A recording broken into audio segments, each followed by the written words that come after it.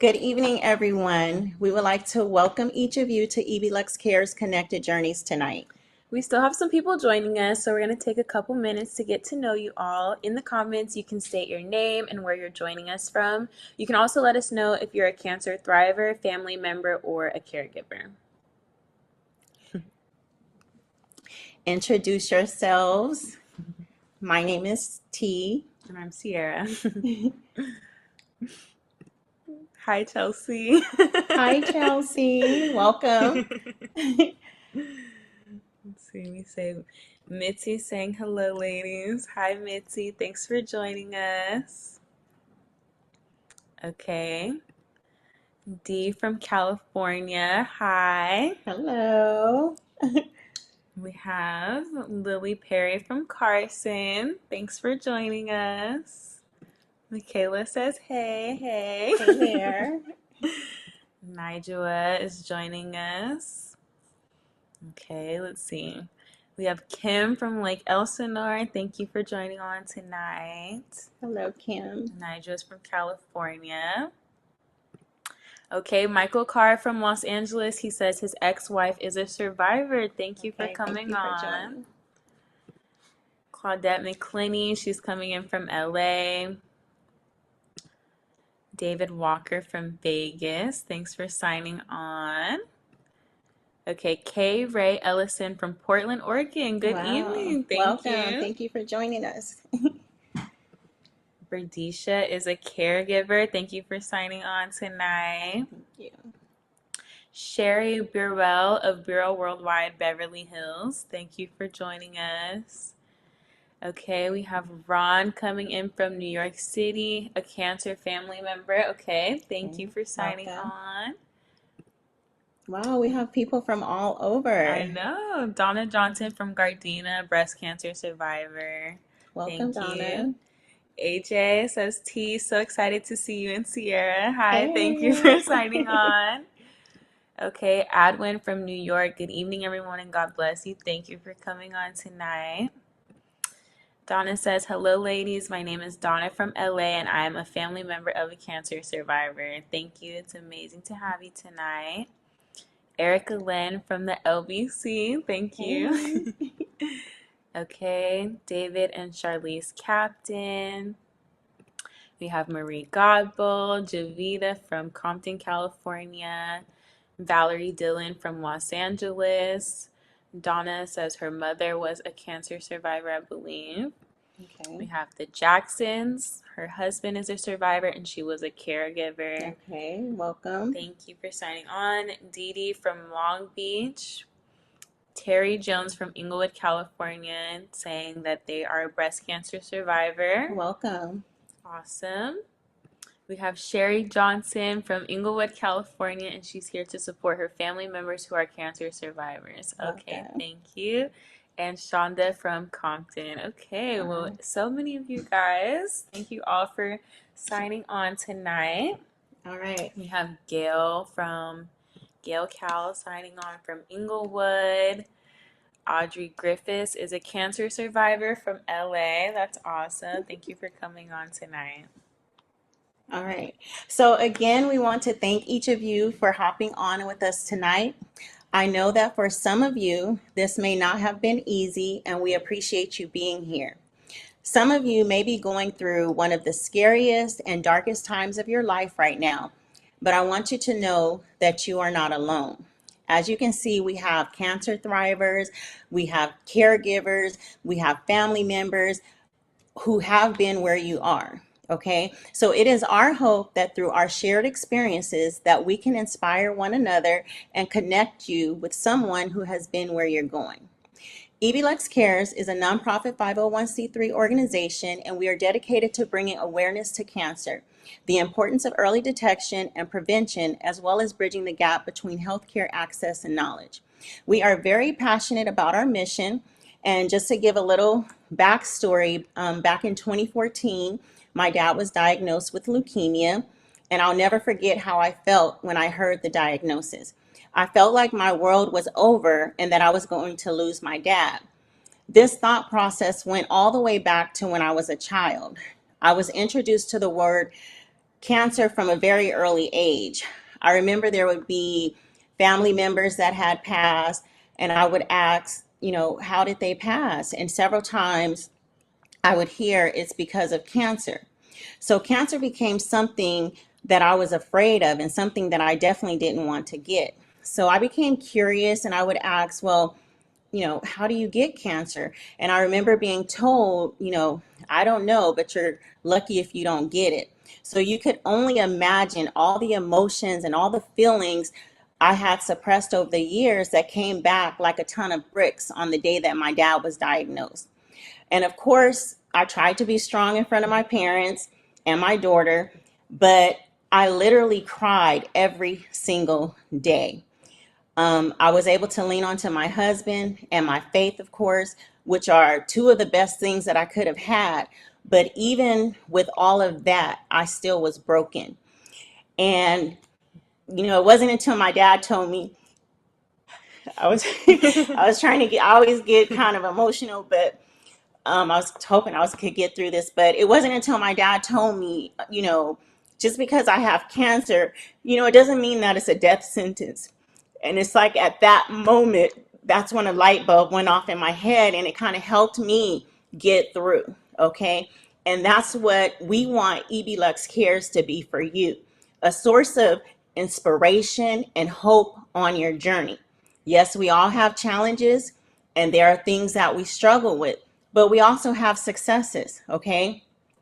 I've always been super involved with my parents, their doctor's appointments and their treatments. But while I was going through my own internal struggle, I was never offered like any type of support or program, which is why EBLUX Cares is so important. Okay. Our focus is not only on the person that has cancer, but it's also for their families and for their caregivers. Okay. And we know caregivers, our hats go off to the caregivers as well, okay? And anyone that wants to be informed. So thank you all again for being here. Now I'm going to turn it over to Sierra. She's going to share a few breast cancer facts with us. Hello, everyone. So I'm going to go ahead and share some important information about breast cancer, focusing on the statistics, risk factors, and some symptoms you should be looking out for. This knowledge is crucial for both men and women to understand the impact of breast cancer and the importance of early detection. So let's start with some key statistics. Breast cancer is the most common cancer among women worldwide, but it's super important to remember that men can also be affected.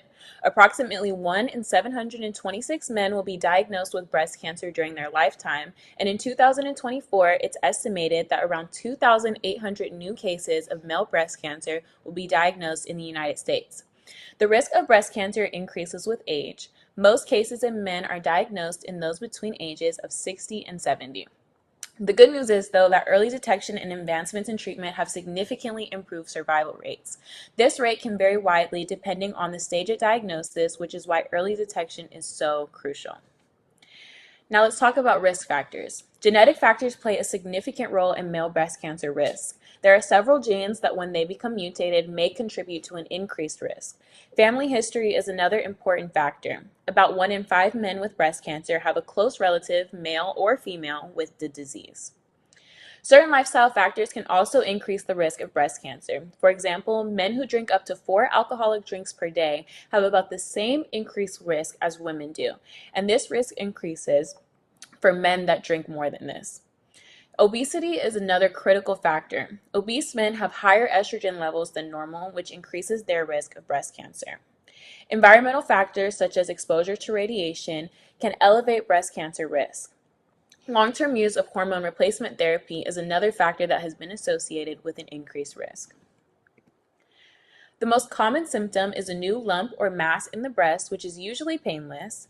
Other early symptoms include noticeable changes in the size or shape of the breast and skin changes such as redness, dimpling, or puckering.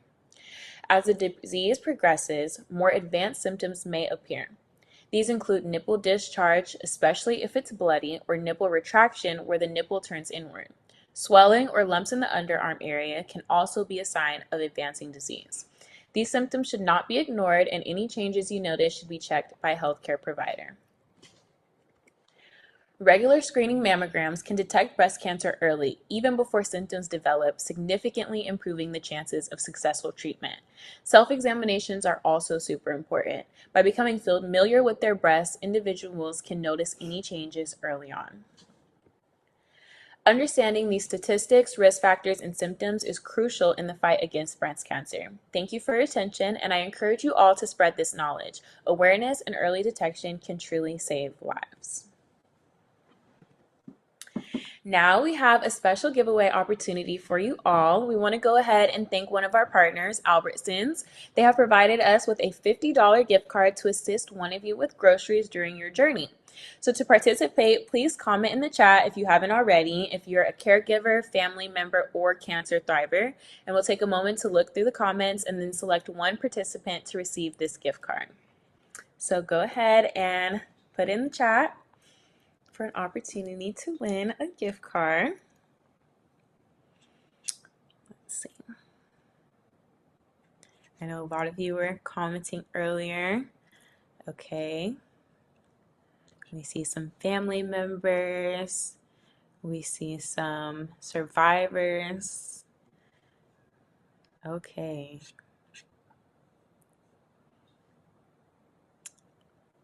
Okay. A lot of you guys are commenting.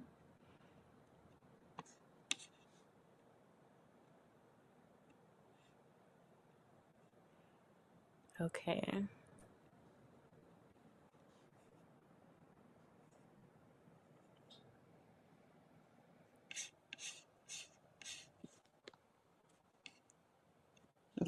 Okay. So I am thrilled to announce that the winner of our $50 Albertsons gift card is Donna Johnson. She is a breast cancer survivor. So congratulations. We hope that this gift helps you along your journey. In order to claim your prize, please send us a message in the chat where we have your full name already. So just send us your email address and your mailing address. And the chat is completely private, so only we're able to see that. So if you can just put that in there, we'll make sure that you get your gift.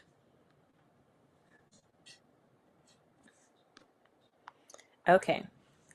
Thank you again to Albertsons for their generous support and to all of you guys for participating. We're going to have a couple more giveaways later on tonight, so look out for those. Now for our special guest, we're honored to have Mr. Mathew Knowles with us tonight as a speaker, so let's go ahead and introduce him. Hear me yet? There we go. Okay, now There we There we go. Hello. Okay. Good evening, Mr. Knowles. It's such an honor to have you here with us today to share your journey with breast cancer. How are you? I'm having a wonderful day. I was telling you earlier, a side note, I had a knee replacement. You know, when you really self-care is real important. And Definitely. the last 10 years, I've really focused on self-care, mental health as well, because when we talk about early detection, if you're not practicing self-care, there's also some mental issues that have to be addressed. Definitely. Why is that? Why do you not care about yourself well enough to go and get early detection? Think about that. Definitely. People that don't go and get early mammograms or prostate exams or any kind of, they don't have the self-care. Right. So it really starts there. Yes. And self-care is definitely very, very important. Yes. So we're going to go ahead and get started. We will be having a Q&A segment at the end. So for all of our participants, feel free to ask any questions in the chat and we'll try to get through as many as possible. So, Mr. Knowles, could you share with us how you first discovered that something was wrong? What symptoms or signs led you to seeking medical advice? Well, first of all, T and Sarah, thank you. You've done a great job of putting this together. I want to just say hello and welcome to the caregivers, to the family members, and to those of you like myself have gone through this. I don't call it, I look at it, you know, when I look at life now, it's not the destination, it's the journey. And Definitely. I look at this as part of our journey. It's not going to be the destination, hopefully, but it is the journey. So I'm very happy excited is the better word to be here. And you did a great job of laying out, BRCA, and we'll talk more about that, and some of the things that happen to men that are different than women. So I'm sure we'll get into that. Okay. Yes. But I want to tell you my journey. That was the question. Okay. Yes. And I have to give some context. When you saw the scissor reel, you saw I did 20 years. Most people think of, my family and the music industry, but they don't realize that I did 20 years of corporate America before I got into the music industry. And those 20 years were all in diagnostic imaging. Xerox Medical System was the #1 modality in the 80s for breast cancer detection. Think about that. It was the #1 unit you would use for mammograms in the 80s, and I sold that. So my journey about breast cancer, that's what people don't know. It didn't start 5 years ago. It started in 1980. I can't begin to tell you how many women, because men went on the radar, how many women I've said, have you gotten a mammogram? Have you gotten a mammogram? So for me, it started then. And then after that, I worked with Philips Medical Systems, selling MRI units. And there we developed the breast coil that a lot of you with dense breast experience in your journey. And then my last part of diagnostic imaging was being a neurosurgical specialist with Johnson & Johnson. So I had a background. While I was at the medical division of Xerox, we had a seminar. It was on a Friday. It was optional, and most men, salespeople were men. And I went to the seminar Friday morning, and they talked about male breast cancer. And they talked about some of the symptoms. Fast forward to 5 years ago, I wear a lot of white t-shirts, and I'm wearing a white t-shirt, and I see, imagine if you had a white sheet of paper and you took a red pen and you put 10 dots on it. That's kind of what it looked like. I didn't think anything about it. I mean, I really did. Next day, same thing on the next t-shirt, these dots, some red dots.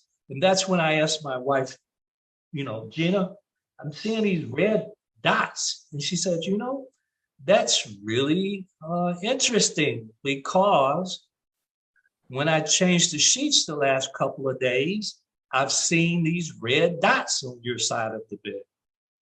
And because of my history of selling breast cancer units, I knew immediately what that was. And I called my doctor, and I said to him, what the symptoms were, what I was seeing. And he had never in his 40 years of medicine had ever referred a man to get a mammogram. And I said to him, because he was like, I think you're stressed out. I think, come and see me. I was like, no. I'm not that guy. I'm not that patient. I'm that patient that's going to challenge you. You're not just going to tell me, especially something that I know. And so I got a mammogram. Sure enough, I was diagnosed with male breast cancer. Then I had surgery, had a mastectomy. And then the surgeon said, Mr. Knowles, I've done a series of tests. This was before surgery. He says, I've done a series of tests. There's just one last test I want to do, but you're going to be fine. It's less than 1% out of, I'm saying to myself, hey, I'm the less than 1% guy. Less than 1% of men get breast cancer. Less than 1% of the people have the success I've been fortunate and grateful to have. So then he calls me to his office 2 weeks later. And when a surgeon calls you to the office, you get really concerned, because that's normally not good news that they want to they don't want to give and deliver that news over the phone. They want to see you. So I'm preparing myself for something that could be, a bad thing. And he said, I got the results of this test, and I want to apologize to you, Mr. Knowles, because you are BRCA2. And I said, wait a minute, because I had never heard the word BRCA. I didn't know what the hell BRCA meant. And then he went on to tell me a genetic test that, based on family history. And then I was angry, quite frankly, because had I known that beforehand, I would have got a double mastectomy. Why take a risk? Yeah, definitely. The thought process, with all true respect to women, but it is a different thought process for men. In our chest area is a different process. But I was angry because he put me at risk, unnecessary risk. Right. Good news is that I had my 5-year mammogram just last Tuesday, got my results back, and I'm good. It came back negative. That's good. That's awesome. Congratulations. Thank you. But I have a philosophy. I never say, I never have, and I hope I never will say I'm cancer-free. And I have the advantage of being in a lot of research. And so I'm able to take some medication, do some tests that are not quite out yet. So I never caution, I never say I'm cancer-free. I say I'm cancer-free today. And that helps me because it helps me stay in tune to something you said earlier. I had to make a lifestyle change. Yes. And I wish this was complicated and difficult. It's as simple as self-care, early detection means the outcome will not be as painful, will not be as bad, just because you did it early. So fortunately, I was stage 1A. And that's a different outcome if you wait until you stage 4, stage 3. I still baffle why men or women wait so long to get a baseline mammogram. Why is that? Often people, well, it's a financial. That's not true. I know so many women that have money, they still haven't got a mammogram. So it's not the money. That's just a deflection. There's that self-care thing. There's that mental illness part, because it is a mental illness when you don't have self-care. You care more about people, places, and things more than you care about yourself and your family. And genetic testing is not just about you. So if you're not open to genetic testing, then what you're saying is, I'm not open to caring about my family, because if I have BRCA2, I want to know that so I can let my family members know. Hey, and that doesn't mean that it's a kiss of death because you're BRCA2 mutated. It simply means that you have a higher risk, and I have a higher risk of prostate cancer, which now my eye is on that ball. My eye is really on the prostate because my grandfather and my dad's 4 of his brothers died of prostate. And by the way, the men, it's my belief that a lot of men have died of prostate cancer not knowing they had male breast cancer. Right. So a lot of doctors aren't into male breast cancer and talking about that. The symptoms are so different. So I'll let you ask your question. I get excited about this, but I also give now tough love about this, because until we start taking serious getting baseline mammogram for women, until men get serious about getting genetic testing, and everyone should. That's where it starts to me, is genetic testing now. We're in a different era. We're in AI, we're in social media, we are also in genetic testing. Yeah. I think something that you said that was very important is you advocated for yourself. And sometimes, when we go to the doctors, we have to advocate for ourselves. What if you had not said, "Hey, wait a minute, I know." So I think that's something that we all can learn from. And if you feel something's not right, let your doctor know. Don't just say, "Okay, my doctor said," you know, this is not the case. So that's very important. Now, I know you said that when you had your mastectomy, you said you felt that you were angry because you didn't get the double. But how was your initial reaction when you were diagnosed with breast cancer? Do you have a family history? Yes, Um, I do. I do have a family history, and thankful to the University of Washington, they've gone all the way back as far as they could. The first person to get breast cancer in my family, which was my grandmother's sister. They were able to go that far back. But my mother's sister, her only sister, died of breast cancer. My mother's sister's two of her three daughters died of breast cancer. One of my father's sister, who's still living, and she's the oldest living in Chicago, she is a breast cancer survivor.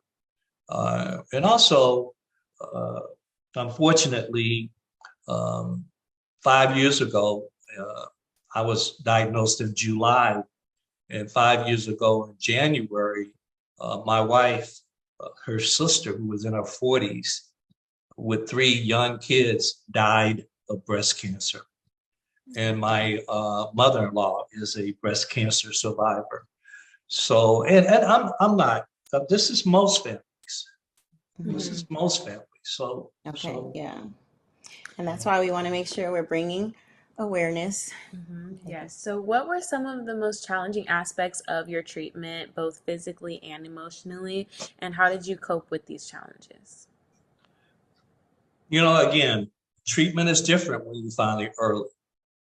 Mm-hmm. When you find it early, the whole treatment plan is different. I'm grateful.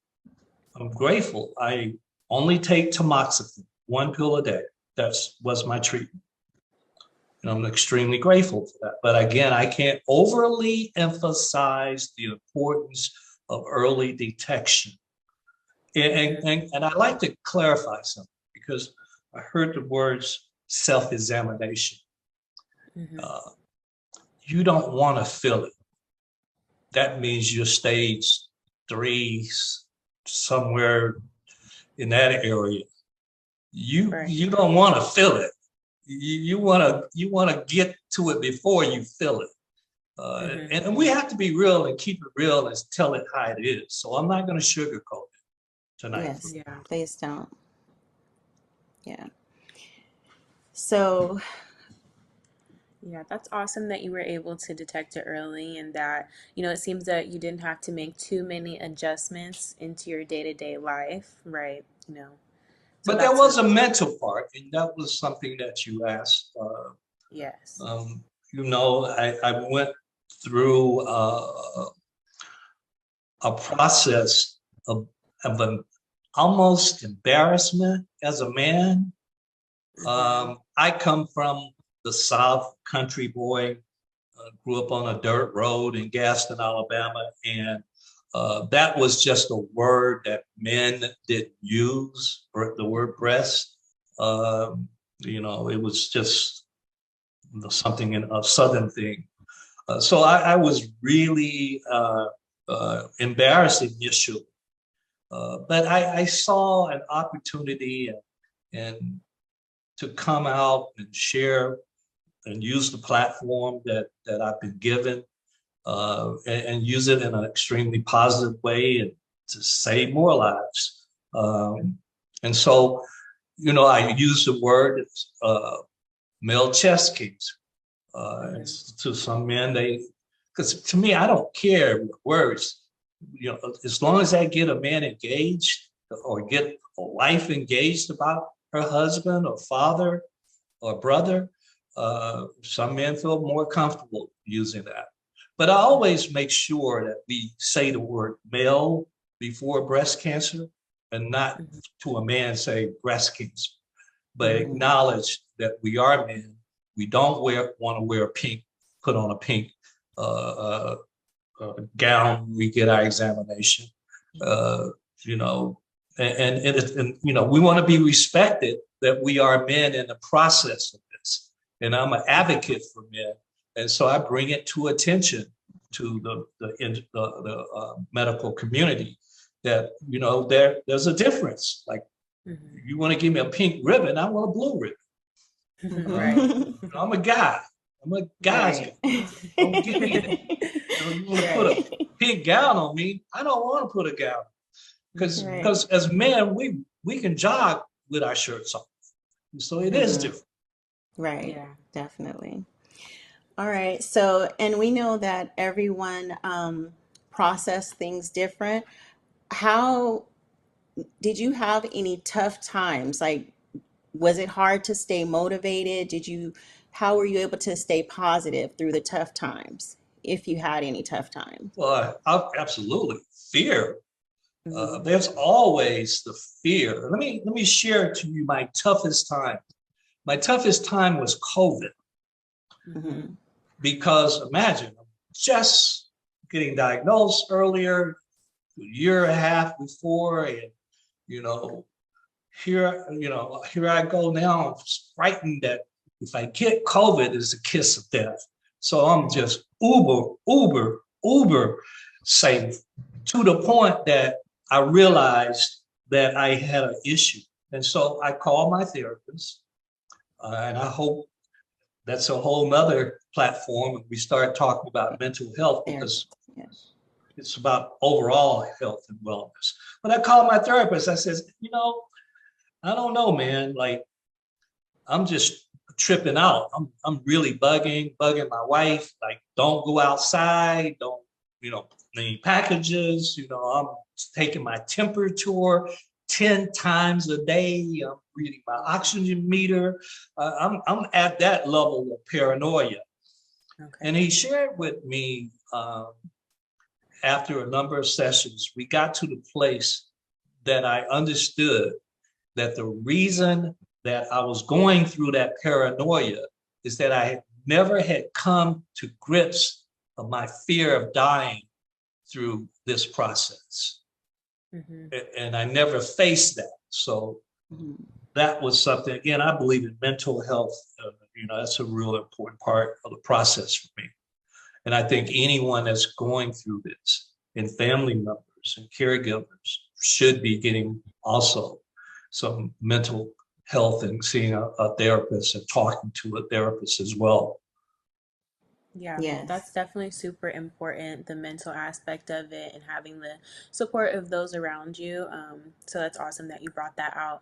What other advice would you be able to give other individuals who may be facing a similar diagnosis? And are there any specific steps that you recommend they take, you know, outside of therapy and things like that?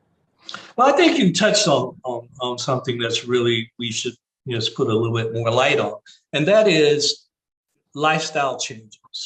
Because I had to go through that. I've lost about 25 pounds. And because of this knee replacement, I was stuck in the house for a month and a half. I gained a few on the process of working on that. But obesity, cancer loves obesity, period. I'm gonna say that again. Cancer loves obesity, period. And so I had to work on it. I had to work on, you know, I had a bad knee. I couldn't jog, but I certainly took my walks. A number of people from California. I live in Orange County. I get to walk on this beautiful day in the 70s. I get to go down and walk on the side of the ocean. And I had never really took the time in all of my running so fast in life and working very hard in life to really, I never used to look at flowers and trees and listen to birds or look at the ocean, feel the fresh air. I never used to do that. But in that lifestyle change, I've come to enjoy nature and look at life differently. Well, the alcohol thing you talked about, I had to do a significant reduction in drinking of alcohol. The whole thing about stress, stress brings about a lot of that, and we all, especially as Black people, we all have a degree of stress. I sometimes now just look out the window and just enjoy life. I'm most people don't realize I'm 72 years old. So, I look at life differently than most of you. And I appreciate it. And I'm grateful, grateful, grateful. I love living. And yeah, I love living. I do too. That's awesome. I see you, Edwin. I see you. Yeah. You're gonna have to come walk on that beach with Right. me. But no, definitely you are definitely hitting on some points. Self-care, mental health, early detection, all these things are very, very important. I was going to ask you, what have you learned from this experience? But it kind of seemed like you already answered that. You've learned, you've made some lifestyle adjustments. And that's really what it's about. In order to, be sustainable and just really change your outlook on things, you have to make the lifestyle change. Yeah. Yes. How can families best support their loved ones that are going through cancer treatment? And I know, for everyone that's different. Typically, everyone wants, men and women are different, I should say, as far as they want. But as a male, how can families best support their loved ones going through cancer treatment? And how can we as a community, better support those affected by cancer? Yeah, as guys, we might appear that we're tough and different, but deep down inside, we have the same fear and concerns that a woman has. We just put up this facade sometimes and think as a guy, we gotta be tough when deep inside we scared as hell, as they say. But I think the most important thing is to show that love and compassion. That's really important, that you're there. And when I say there, sometimes you can be in a room, but you're not really there. You're somewhere else. But just letting that person know that you're there with them.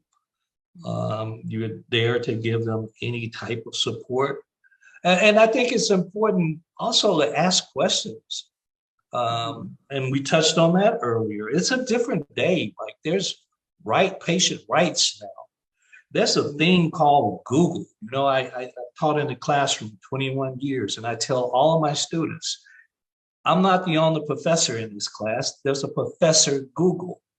And when I get to a word that I don't know and understand, I Google it.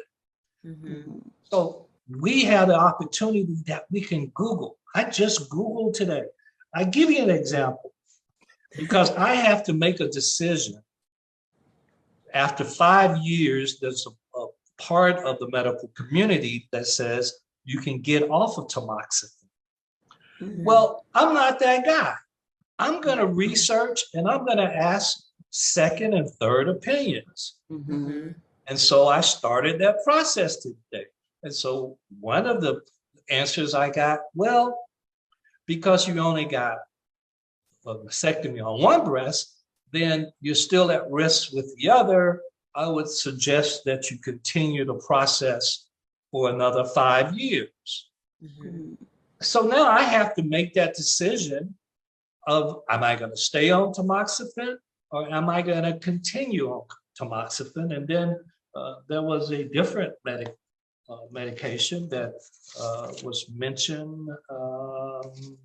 Always take my notes. Lynparza. So I'm trying to understand more about Lynparza, and what is that all about? So those would be the things. Okay.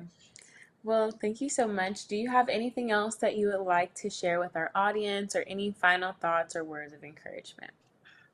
So, I'm a motivational speaker. So you give me a microphone and audience, I get excited.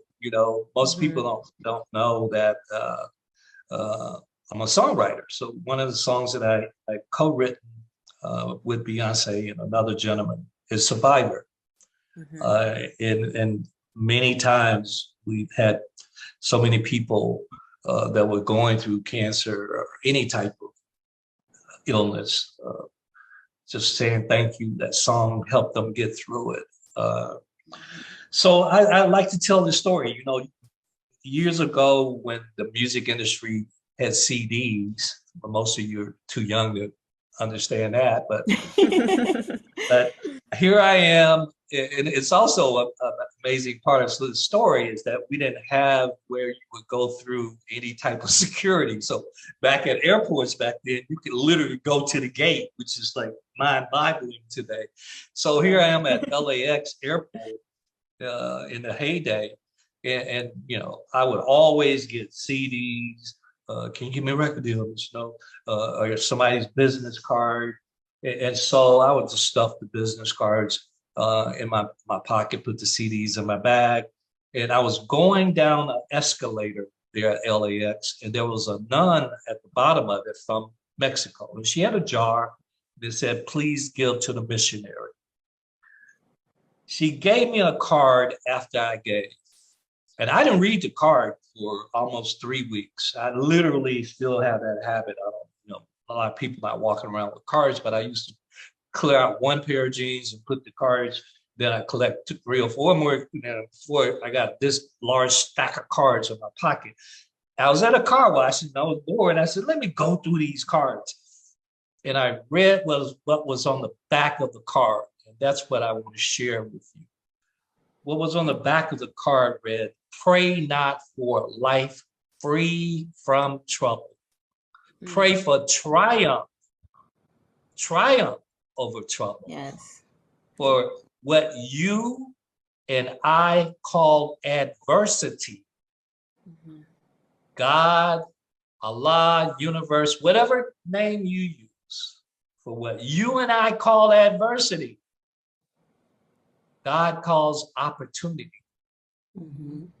So I want each and every one of you, rather than poor me, look at what is the opportunity that I have now because of this. I can be a better husband, a better wife.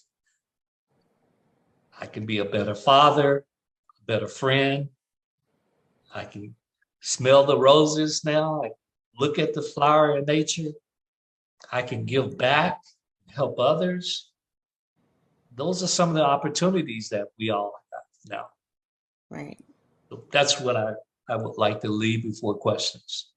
Well, that's very awesome. powerful. Thank you so much. Well, we want to thank you very much, Mr. Knowles. We're going to see if we have any questions that has not been answered. We're going to check the chat. To the Q&A, yes. So we have a couple questions coming in. So first we have Michael Carrs asking, he said, "My ex-wife was diagnosed early before stage 1. She got regular screenings. How does a guy get screened if doctors are not focused on this?" Say that one more time, please.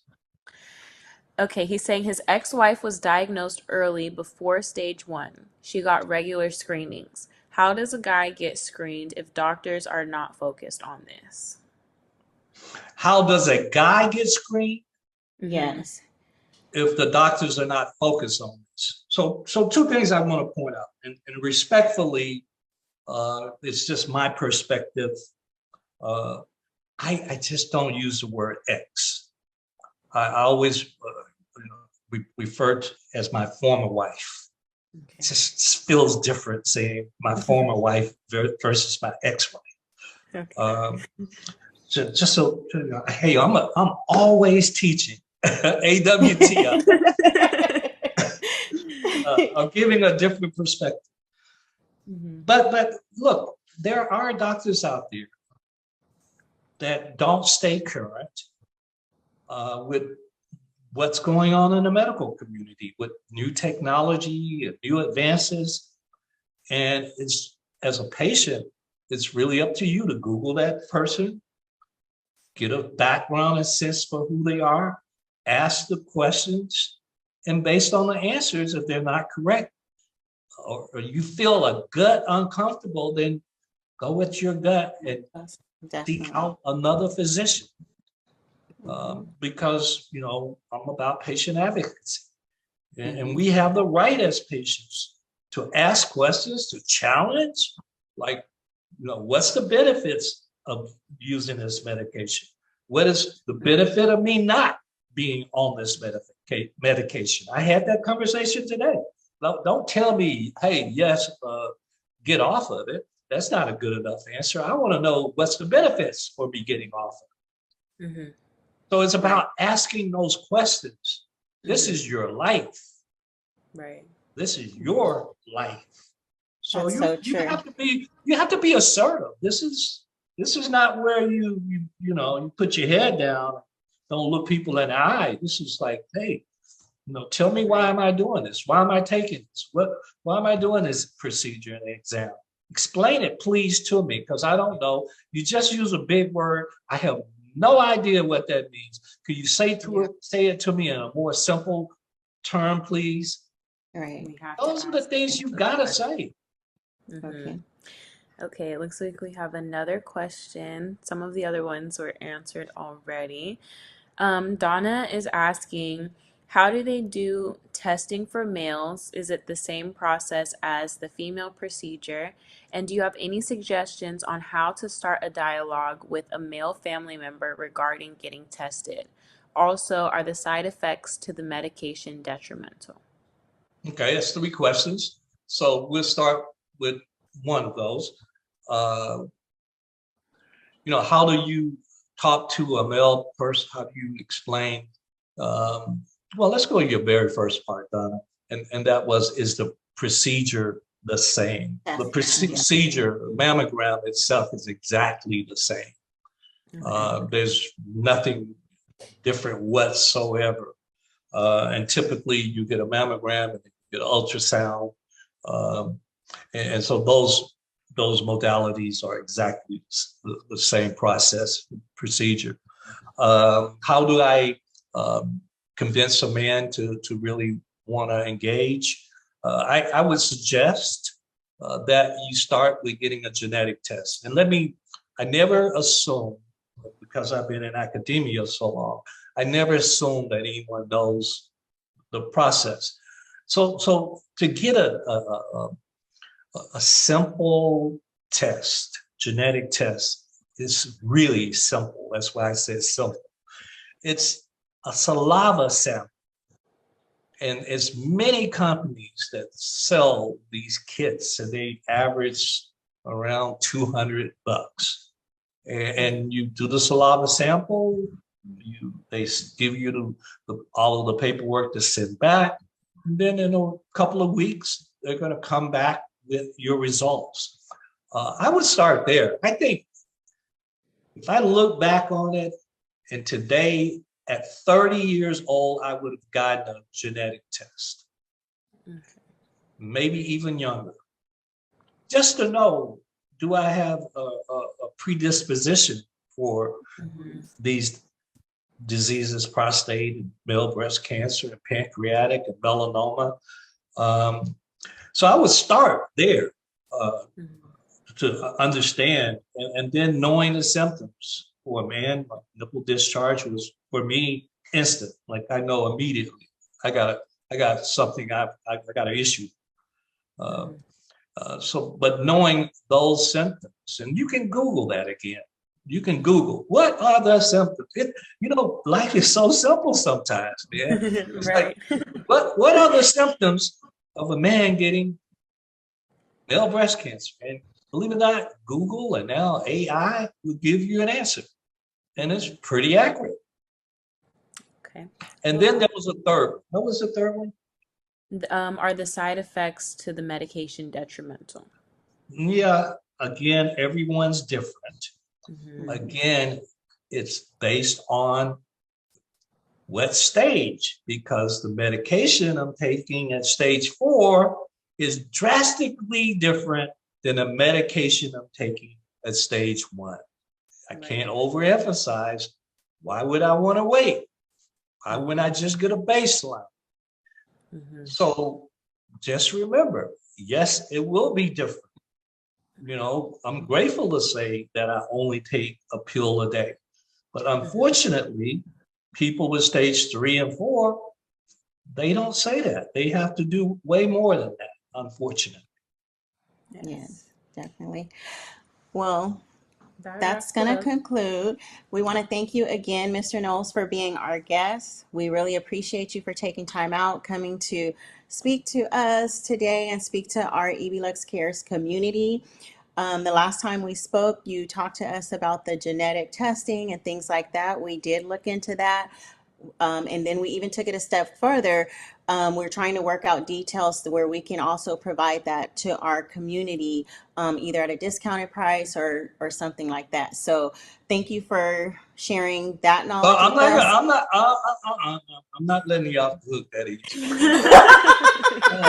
Hell no. So what I want to know, when you say we looked into that, what does that mean? We ordered our kits. We have All more right. stuff coming. And Yes, you took we the do. test. And you took the Yes, test. we did. You did. We haven't taken it yet, but we do have it coming. Yes, we do. I need to make sure. Yes. You told us you were going to ask us Yes. too.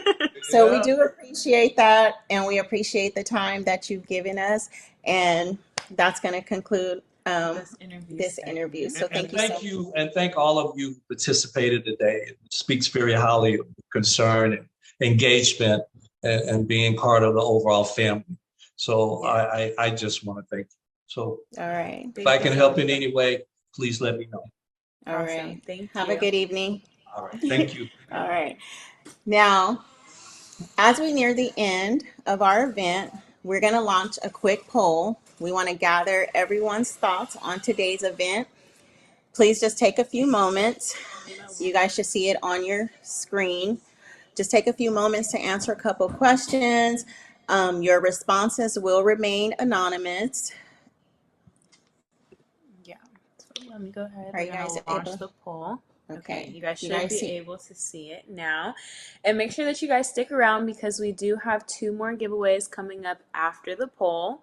So we're going to give everyone a couple of minutes to complete that. And then we'll come back. We have a couple giveaways, okay?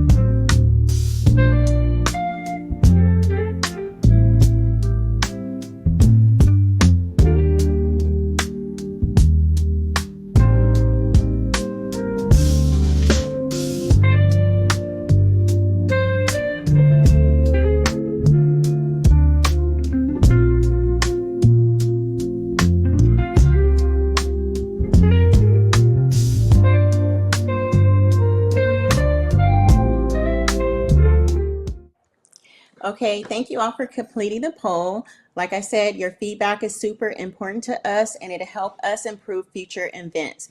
If you're still taking the poll, that's okay. We're going to leave it up for you. But now we're going to move on to our next giveaways. We have a couple more giveaways. And to start off, I would like to recognize Ruby Rogers for she was our first person who set up recurring monthly donations to EBLUXE Cares. We truly appreciate that. So we will be sending you an EBLUXE Hair Moisturizing Gift Basket set. It has shampoo, conditioner, leave-in, everything that you need to look fabulous. And So we will make sure that we get that to you, Miss Ruby Rogers, and we appreciate you so much. Thank you. Yes. And then now for our final giveaway of the night. This one, we're going to go ahead. Let me share this with you all.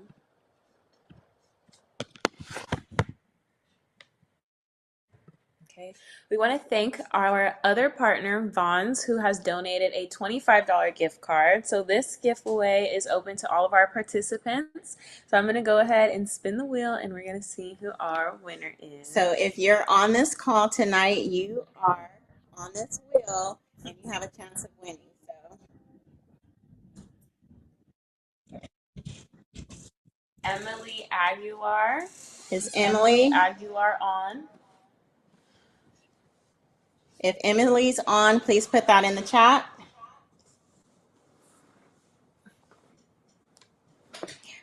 Okay, Okay. let's see. Emily Aguilar. Is Emily? Oh, okay. Emily is on. Yes, awesome. Okay. So we'll go ahead and give you. Go ahead and put your name, your address, email address in the chat, and we'll make sure Yes, your email that we address. get you your $25 gift card. Thank you for joining us. Okay, awesome. So that concludes our event for the night. Again, we want to give a special thank you to Mr. Mathew Knowles for sharing his powerful story and insights. We are incredibly grateful to our partners, Albertsons, Vons, and EBLUXE here for their generous support with our giveaways. We want to acknowledge our incredible board members for all their support with making this a successful event. And before we go, I'm excited to share some news about our next event. In September, Connected Journeys will be having another amazing guest speaker, so stay tuned for more details on that. We will be emailing all the details out, so make sure you guys are checking your email. And we hope you found today's event informative, inspiring, and let's just continue to support each other and bring awareness to cancer.